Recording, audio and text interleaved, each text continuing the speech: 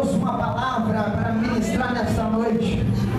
O Espírito de Deus, Ele me trouxe nesses versículos, melhor dizendo, em passagens diferentes. E a palavra que Deus tem no teu coração tem por tema: por que eu sou um escolhido de Deus? Por que eu sou um escolhido ou escolhida de Deus? Quando nós olhamos para a palavra de Deus, nós entendemos que Deus chamou muitos homens, muitas mulheres nesta terra para propósitos diferentes, para situações diferentes.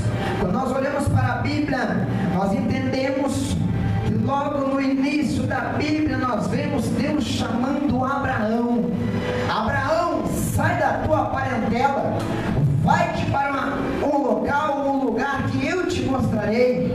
Sai do meio da parentela ao qual, dos teus parentes ao qual são idólatras. Sai do meio do teu pai, que é fabricante de estátua. Sai do meio daqueles que estão corrompidos do pecado. Vai para um lugar que eu te mostrarei, e ali eu farei grandes coisas. Deus chamou Abraão. Abraão ouviu a voz de Deus, Abraão o fez. Quando nós olhamos para a Bíblia Sagrada, nós entendemos que um menino, ou melhor dizendo, uma criança, que ainda não havia nem nascido, Deus chamou no ventre da sua mãe. Nós olhamos a Bíblia, no livro do profeta Jeremias, nós entendemos que ainda antes que ele viesse a nascer, ainda antes que ele estivesse no mundo, Deus tinha chamado ele, Deus tinha escolhido ele por profeta às nações. E foi um homem ao qual ele fez a diferença, mas foi perseguido, mas teve que passar pela cisterna. Eu quero parar um pouquinho aqui na cisterna, eu quero parar um pouquinho aqui em Jeremias, para você entender um pouquinho melhor a palavra de Deus. Quando você é escolhido de Deus, Deus tem um projeto na tua vida. Quando você é escolhida de Deus, Deus tem algo com você nesta terra. Mas o inimigo, o adversário da tua alma, ele vai tentar parar você. Ele vai tentar fazer com que você pare na tua caminhada no meio do caminho, ou antes mesmo de chegar ao meio do caminho. Quando eu olho para a Bíblia, eu entendo que Jeremias, sendo escolhido ainda no ventre da sua mãe, ele não seria diferente de mim e de você. Nós entendemos que Jeremias, ele passou por várias provações, mas a provação que me chama a atenção para eu poder compartilhar com você nesta noite foi a cisterna. Igreja, preste muita atenção. Jeremias foi lançado numa cisterna. O que é isso? Vamos ilustrar um pouco esta palavra para nós entendermos melhor. Você imagina que você está sendo lançado em um buraco, e neste buraco você vai olhar para baixo, você vai ter lama, você vai pisar, você vai afundar, você vai pisar do outro lado, você vai afundar, você vai olhar para frente, você vai ver o que? Você vai ver terra ou concreto, seja o que for, você não vai ver adiante daquilo, você vai ver dificuldade, você vai olhar para frente e você vai ver terra, você não vai ver, você sabe que além daquela terra não tem nada, você vai olhar para o lado, você não vai ver escape, porque você vai ver terra, você vai olhar para trás, você não vai ver nada senão mais terra, não há escape numa cisterna. Olhando para baixo a lama e você está se afundando, olhando para o lado é terra, não há escape. Mas quando eu olho para a Bíblia Sagrada, eu entendo que um escolhido de Deus, ele não foi chamado para olhar para baixo, não foi chamado para olhar para a dificuldade do seu caminhar, não foi chamado para olhar para frente, não foi chamado para olhar para trás, ele foi chamado para olhar para o único lugar que vai te tirar da cisterna, olhar para cima, o teu socorro vem, é do Senhor que fez os céus e a terra. O ungido do Senhor tem que olhar para cima, porque é lá que está o teu Redentor, está nos céus, o teu Redentor está olhando para você lá de cima, você tem que conversar com ele.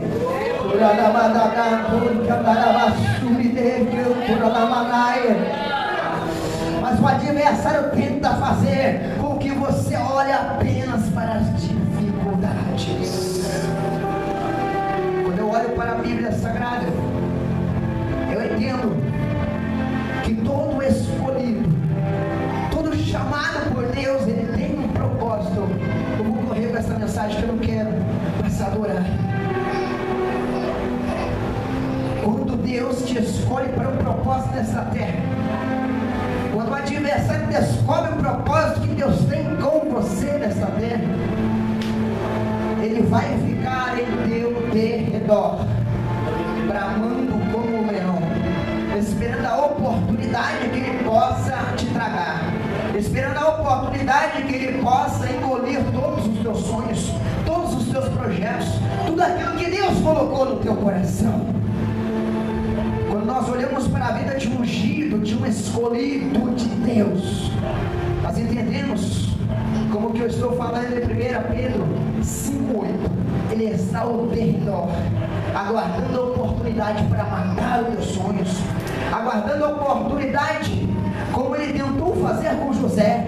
Como a Bíblia fala em Gênesis capítulo 37, que José estava caminhando em direção a seus irmãos, que aparentemente eram as pessoas mais próximas e melhores para ele, eram seus parentes, as pessoas que ele mais poderia confiar. O adversário o conduziu até aquelas pessoas que estavam com falsidade com ele, para poder tentar matar os seus sonhos, para poder matar os seus projetos. E a Bíblia fala em Gênesis 37, que o jovem José de 17 anos, chegando até seus irmãos, os seus irmãos o lançaram numa cova, lançaram num tipo de cisterna, falando que agora os seus sonhos seriam mortos, agora não haveria mais como ele poder ir para frente. Mas preste atenção no que eu vou te dizer agora, preste atenção no que eu vou te dizer agora. Quando nós olhamos a Bíblia, quando nós olhamos a vida de José, nós vemos que os projetos, que os sonhos que estavam no coração dele, estes sonhos não eram só dele, estes sonhos eram de Deus para a vida dele. Estes sonhos tinham sido assinados do alto do trono para ele. E se Deus assinou um projeto na tua vida, se Deus assinou uma vitória na tua vida, pode levantar o inferno, pode levantar o inferno, pode levantar o inferno contra a tua vida. A Bíblia vai dizer para você que as portas do inferno não prevalecerão contra a tua vida, as portas do inferno não prevalecerão contra o teu chamado.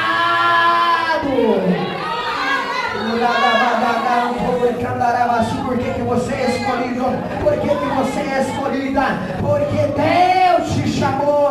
Não foi o homem que apontou o dedo para você, não foi o homem que falou para você, foi Deus. Foi Deus. Para quem crê nisso, levanta a tua mão para o alto e glorifica, glorifica, glorifica, glorifica.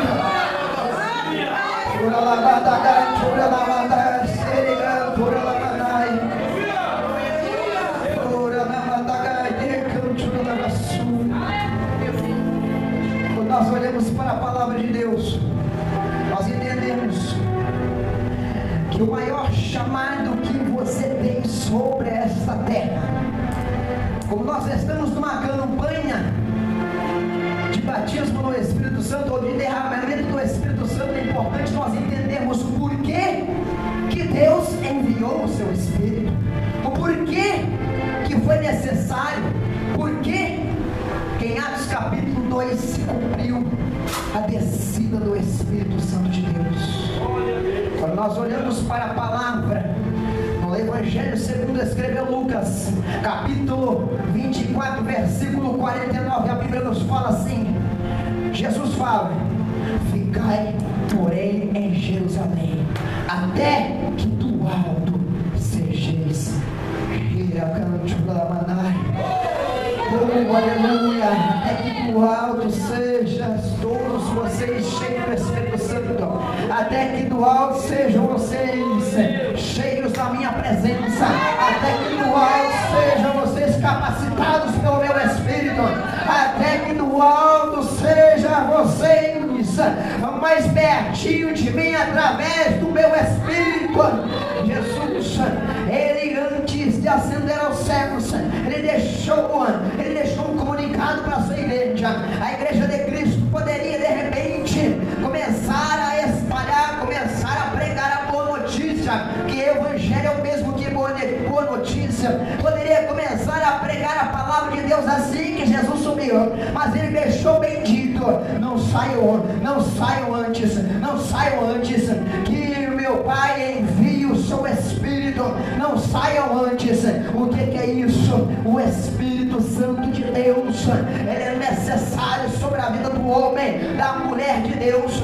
O Espírito Santo de Deus é necessário sobre a tua vida, e o adversário sabe disso, o inimigo sabe disso. Por isso que ele luta para que muitas pessoas não entendam isso. Por isso que ele luta para que muitas pessoas não gostem do que nós gozamos, que é a presença, a plenitude da virtude do Espírito Santo, que é o mesmo que poder. Quando nós olhamos para a história, nós entendemos que depois que veio o batismo com o Espírito Santo sobre a terra, passaram-se alguns anos, e o homem dentro da igreja, ele achou-se desnecessário buscar o batismo no Espírito Santo. Ele achou que aquilo era somente para os apóstolos, ele achou que aquilo era somente para as pessoas daquela época. Mas quando eu olho para a história, eu entendo que em 1906, numa época em que era praticamente impossível acontecer o que nós vemos hoje, que é uma pessoa começar a falar em línguas, é uma pessoa da liberdade, deixar Deus entrar na sua vida, deixar Deus renovar as suas forças.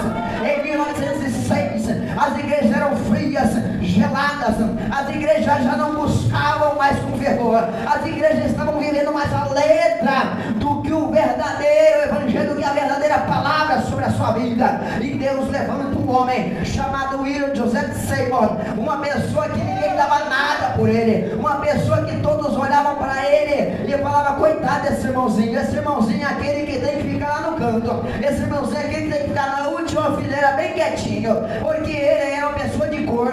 Naquela época, nos dias de hoje, a discriminação já é grande, naquela época era maior ainda, e aquele irmãozinho, além de ser de cor e ser muito atingido por palavras, ele ainda era caolho. Então todos olhavam para ele e falavam: esse daí é um coitado. Mas era através daquele coitado que Deus iria trazer de novo, que Deus iria derramar de novo, que Deus iria mostrar para esta geração que o batismo no Espírito Santo não cessou, que o teu Espírito ainda precisava ser buscado. Em 1906, Deus tomou a vida deste homem. Este homem começou a pregar no armazém de cereais, porque não tinha espaço na sua igreja.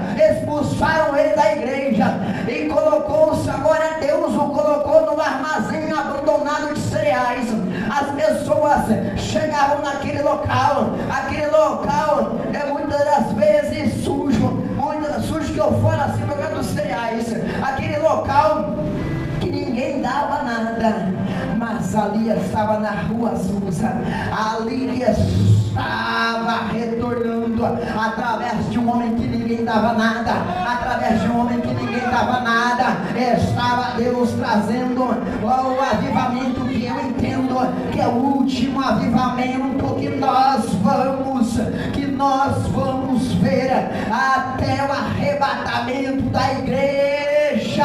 Estava Deus em 1906 trabalhando na vida deste homem, e para a honra e glória do Senhor Jesus Cristo, milhares de pessoas hoje voltaram como você a buscar os dons do Espírito Santo, voltaram a buscar o batismo do Espírito Santo, como diz a Bíblia em 1 Coríntios capítulo 12, acerca dos dons espirituais, dons que não eram somente para a igreja primitiva, dons que, segundo a tradução do seu original, significa presente. Quando você recebe o dom, irmão, irmã, você não está recebendo qualquer coisa, você está recebendo um presente de Deus, um presente presente de Deus, um presente de Deus para a tua vida. Por isso, guarda, por isso tenha com carinho, por isso use ele a favor da obra de Deus. Não enterre o teu talento, não enterre o dom que Deus te deu, o presente que Deus te deu.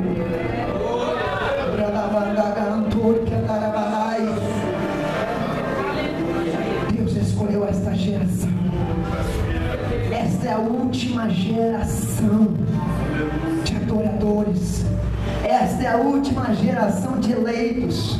Esta é a última geração de escolhidos, semeadores. Olha para o teu irmão do lado e fala assim: ei, Deus conta contigo.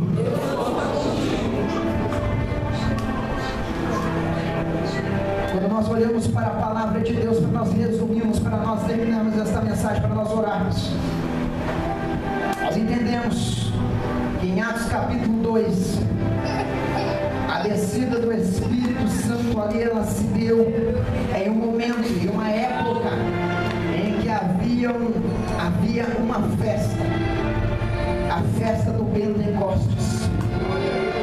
Quando eu olho para a Bíblia, estudando um pouquinho mais, eu entendo que o que Deus faz na tua vida é perfeito, é planejado por Ele. Aleluia! Para você entender melhor o que eu estou te falando, o povo israelita, ele sempre foi um povo muito festivo, até porque Deus ordenou assim desde o deserto. E havia várias festas, e estas festas, uma era próxima à outra, mas nem todas as festas de Israel era possível os israelitas ou as pessoas estarem presentes na sua totalidade, porque começavam-se as festas, e enquanto essas festas estavam em andamento, haviam israelitas que estavam longe, que estavam peregrinando, que estavam caminhando para chegar até Jerusalém. Então, quando nós olhamos para a Bíblia, nós entendemos que Deus não escolheu a festa de Pentecostes ou a festa da colheita por um acaso.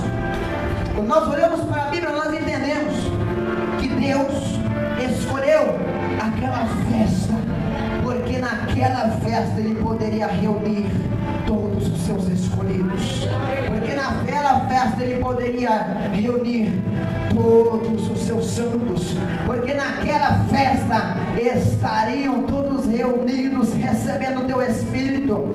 E o propósito maior do Espírito Santo, do batismo do Espírito Santo, é poder, virtude, é preparação para você poder evangelizar, para você poder levar a boa notícia, para você poder estar trabalhando na seara do Senhor. Como nós estamos entendendo nessa noite, nós somos a última geração de pregadores, a última geração de mensageiros do Senhor. Deus fez perfeito quando Ele trouxe o batismo, quando Ele cumpriu a tua palavra. Aqueles homens e mulheres foram cheios do Espírito e depois voltaram para suas províncias, para suas cidades, e ali começou-se uma evangelização em massa. Deus começou a alcançar vidas até os dias de hoje. Continua. Ora na mantura que